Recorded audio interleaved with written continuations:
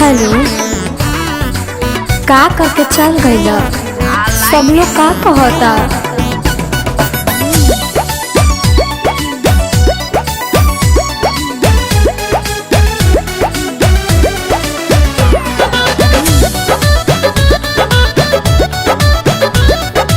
Music by Priyanshu Singh. जहिया से गइल बाड़ा मारो में से मिल के कवनो इलाज नइखे होत हमरा दिल के। बहुत सीरियस बानी हम प्यार में। जहिया से गइल बाड़ा मारो में से मिल के कवनो इलाज नइखे होत हमरा दिल के।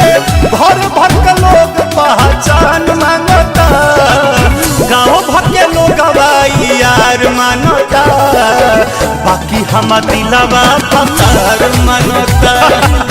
गाँव भर के लोग यार मानता, बाकी हम दिलवा फतार मानता।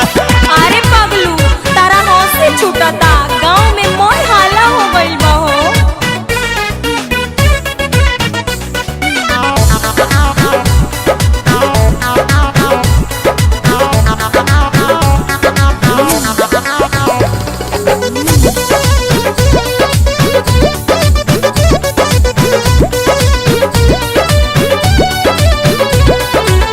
फोटो तुहार रखनी डिप्टी में लगा के, सखी लोग पूछा चाची के हया गरा के।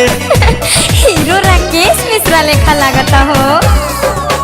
फोटो तुहार रखनी डिप्टी में लगा के, सब लोग पूछा चाची के हया गरा के। जानियो के लोग न जान बनता, गाँव भर के लोग यार मानता, बाकी हम दिलवा फतार मानता। गाँव भर के लोग यार मानता, बाकी हम दिलवा फतार मानता। कोई रात सुतला हो गइल बा, बात काहे नहीं के बुझाता हरा।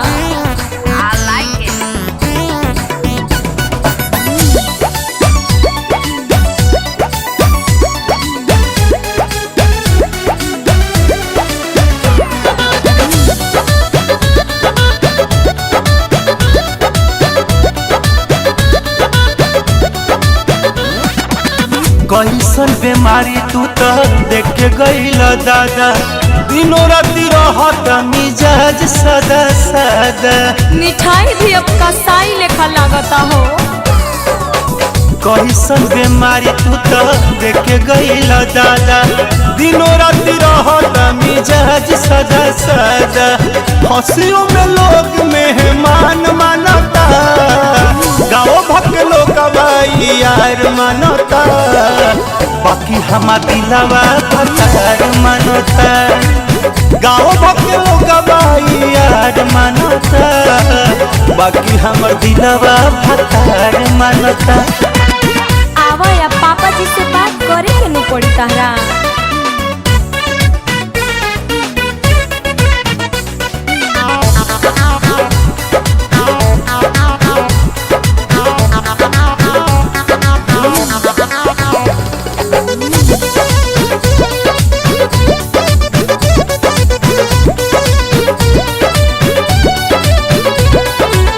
प्यार प्रियांशु के हो वैसे का करेला, बिना जहर के कहर से ही मरेला। सांस भी चलता ताहरा नाम से हो। प्यार अनिल के हो वैसे का करेला, बिना जहर के कहर से ही मरेला। रब भी राकेश संग साथ मांगता, गाँव भर के लोग यार मानता, बाकी हम दिलवा फतार मानता। गाँव भर के लोग यार मानता, बाकी हम दिलवा फतार जानता। शादी कला